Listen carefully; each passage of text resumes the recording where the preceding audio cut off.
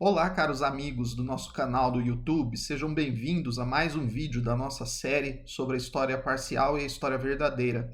No vídeo de hoje, vamos tratar a respeito da Sagrada Escritura, os livros santos, mais especificamente dos livros do Antigo Testamento. Quando nós abrimos um livro didático de história, redigido hoje em dia, nós frequentemente encontramos, como eu disse na aula passada, um relato muito curto a respeito do povo hebreu, do povo de Israel. Quando eu dava aula de história, o material didático que eu usava, ele colocava um trecho muito curto na história da antiguidade sobre o povo de Israel, como um apêndice ao capítulo que tratava do povo persa, né? Então era um espaço extremamente limitado. E aí o que se dizia nesse texto? Dizia-se que o povo de Israel ele é importante porque ele desenvolveu a ideia de monoteísmo, que ele tem origem na Caldeia, que depois ele foi para o Egito, ficou um tempo escravizado, depois foi libertado por Moisés, se instalou na região da Palestina, onde hoje em dia é o Estado de Israel, e que ele é importante por causa da ideia do monoteísmo e por ter redigido a Bíblia. Mas alguns livros didáticos eles afirmam de maneira categórica que os relatos do Antigo Testamento, especialmente dos primeiros livros, né, especialmente do livro do Gênesis, são relatos mitológicos, né? E outros materiais didáticos eles não chegam a esse ponto, mas da maneira como as origens do homem e as origens da história são apresentadas nesses livros, o aluno e os professores eles deduzem automaticamente a conclusão de que os relatos do livro do Gênesis eles são relatos mitológicos, de que nada do que está escrito ali realmente aconteceu daquele modo como é narrado. E isso é tão forte, né, essa ideia que é passada no ensino básico é tão forte hoje, que outro dia eu fui assistir uma missa, né, no dia da Imaculada Conceição, e o sacerdote, na hora da homilia, ele disse que nem o texto do Gênesis, que falava sobre Eva e a serpente, nem o relato da anunciação do anjo a Nossa Senhora no Evangelho são acontecimentos que verdadeiramente ocorreram do ponto de vista histórico.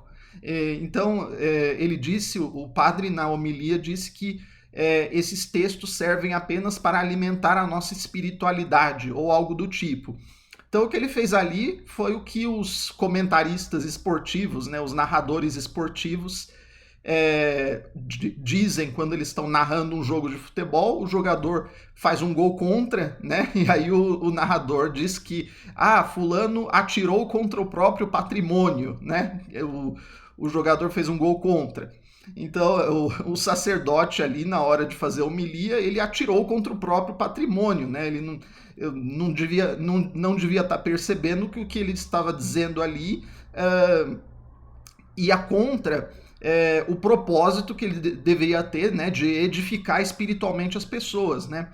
Porque, assim, quando a gente para pensar um pouquinho, por que nós vamos dar crédito e valor espiritual para um livro quando esse valor espiritual ele deve ser extraído de um relato histórico que não é verdadeiro, né?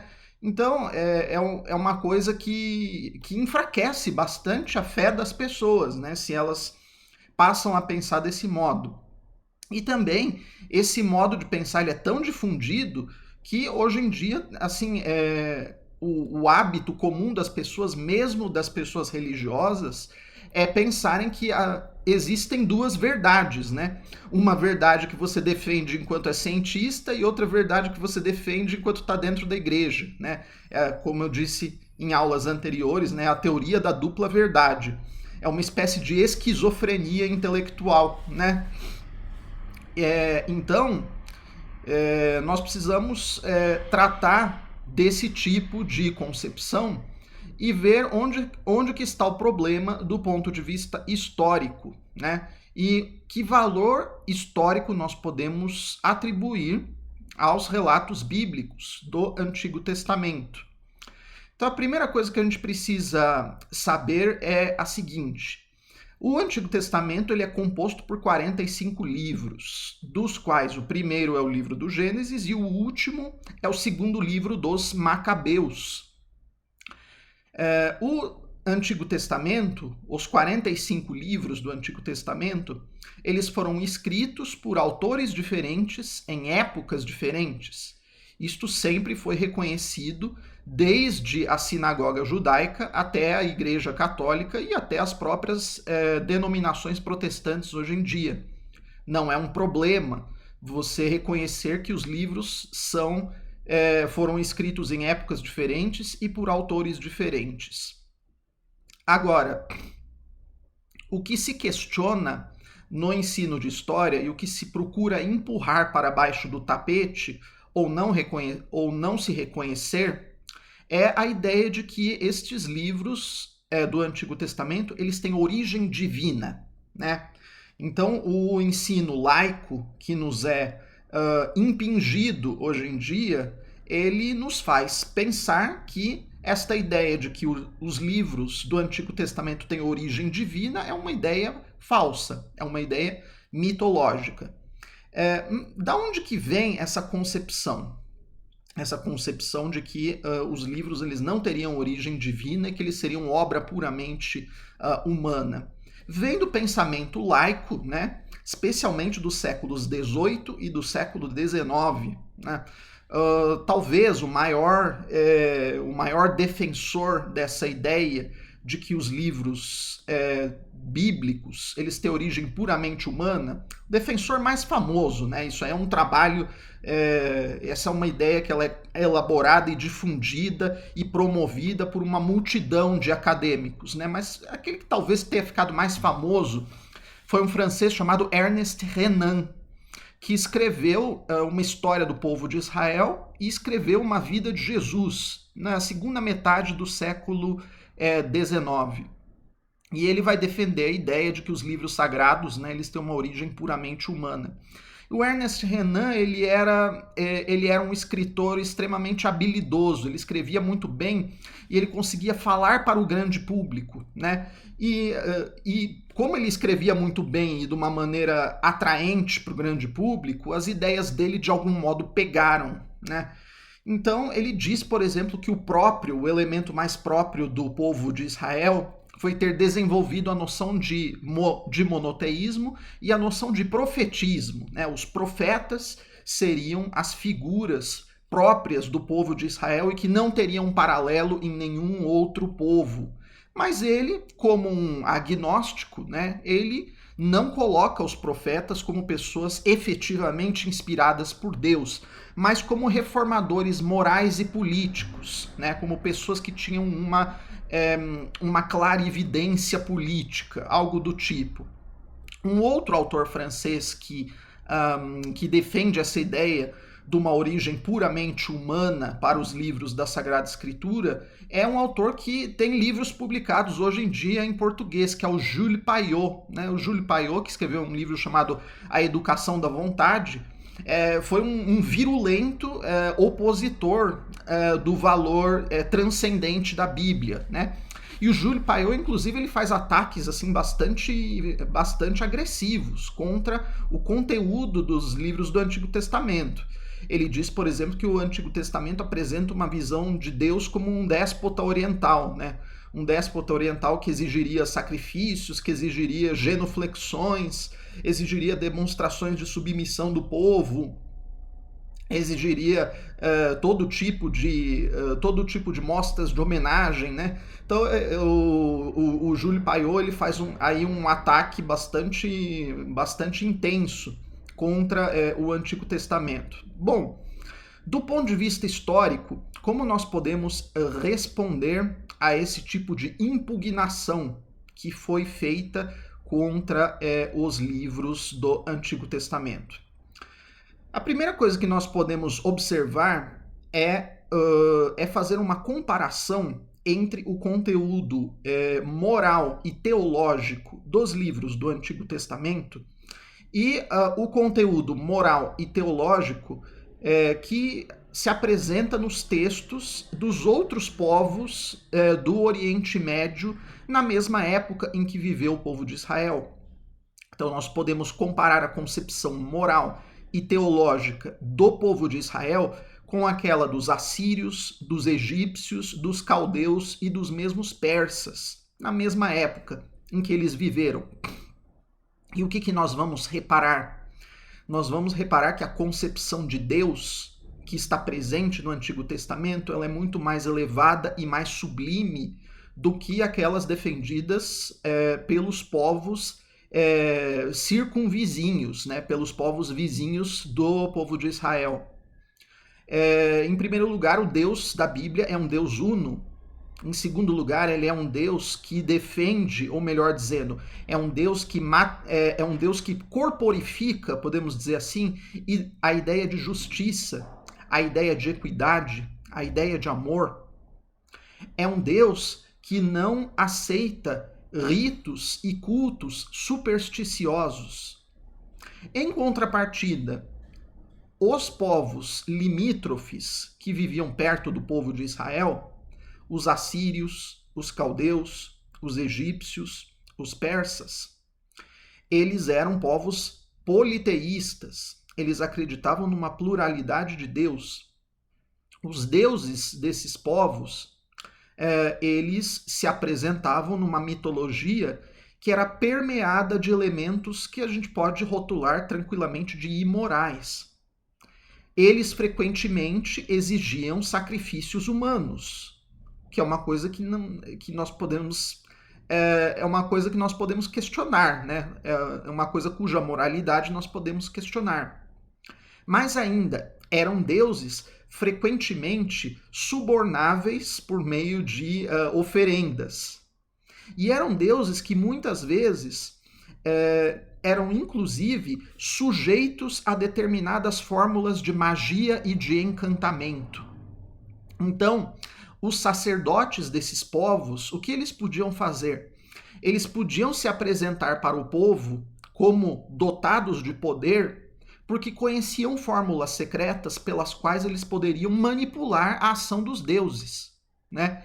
Então vejam só que curioso, os deuses desses outros povos eram deuses submetidos a fórmulas de encantamento, eram deuses submetidos às paixões humanas, eram deuses submetidos a classes sociais, né, que por meio de determinados segredos de corporação se colocavam como dominadoras do resto do povo, né? Então é uma concepção religiosa extremamente permeada de imoralidade e extremamente permeada de elementos opressivos da parte das classes dominantes em relação ao povo.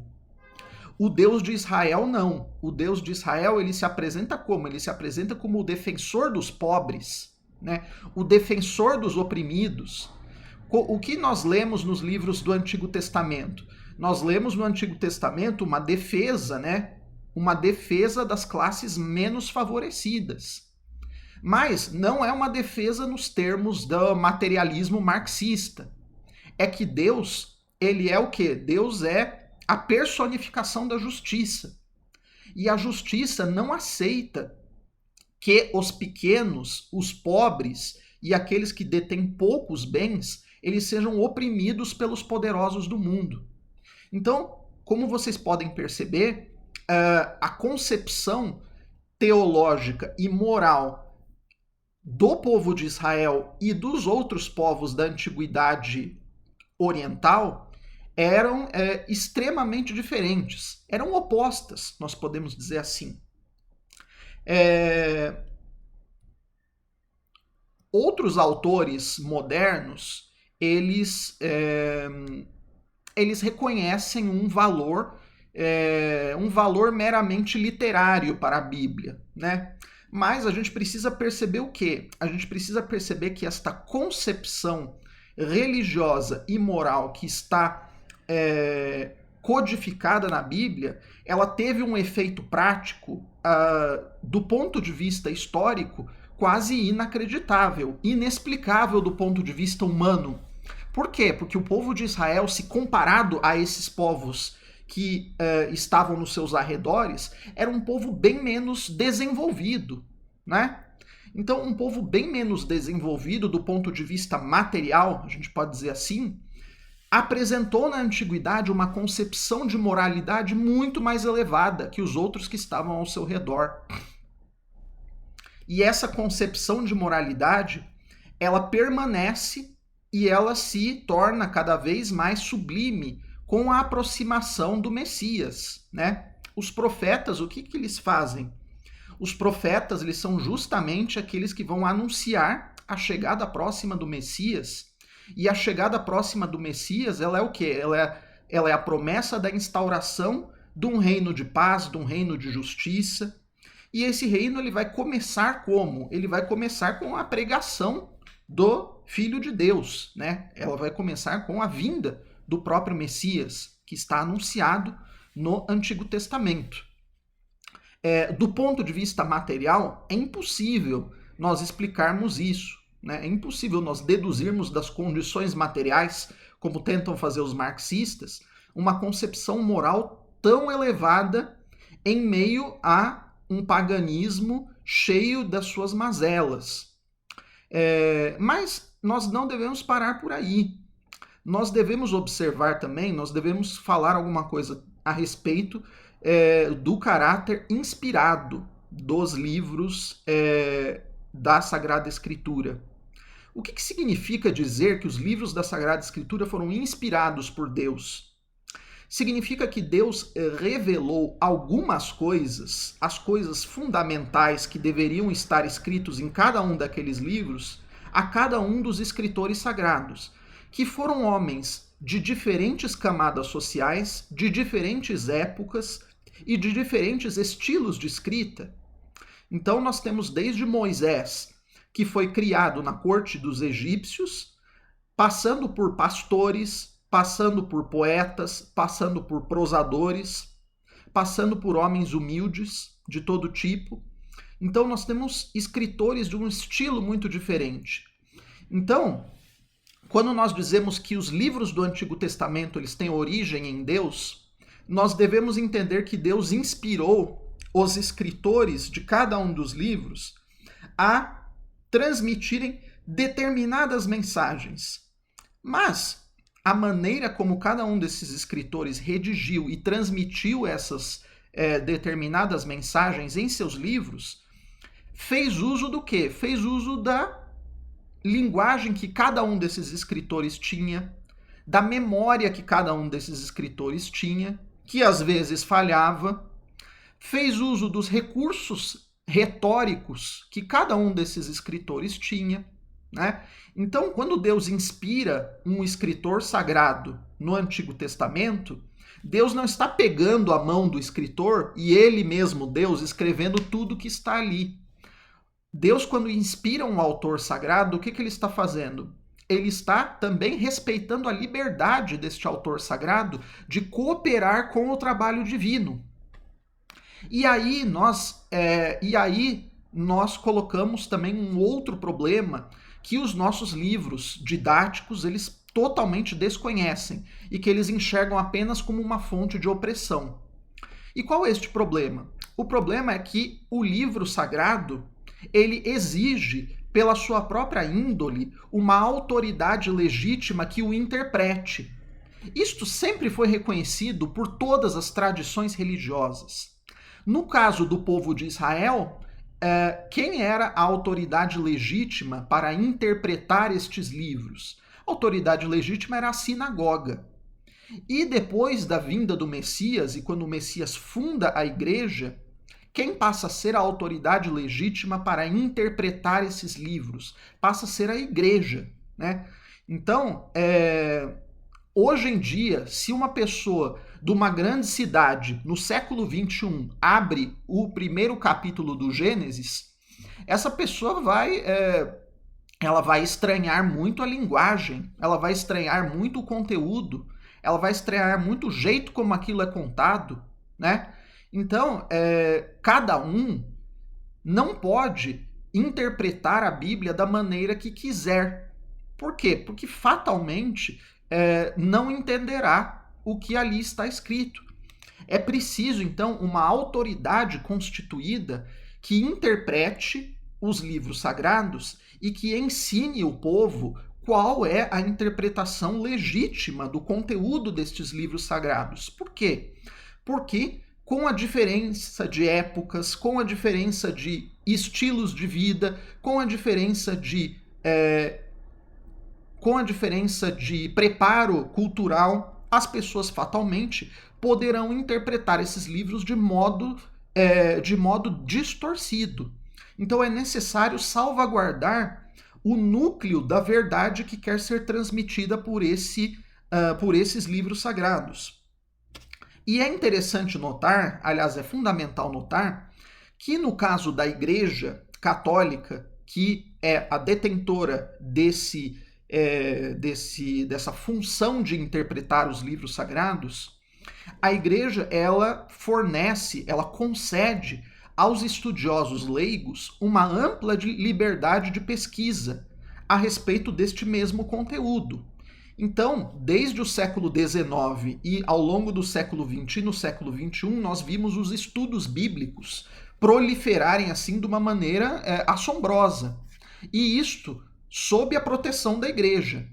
E o que a Igreja fez apenas com respeito a essa pesquisa histórica sobre o conteúdo dos livros sagrados?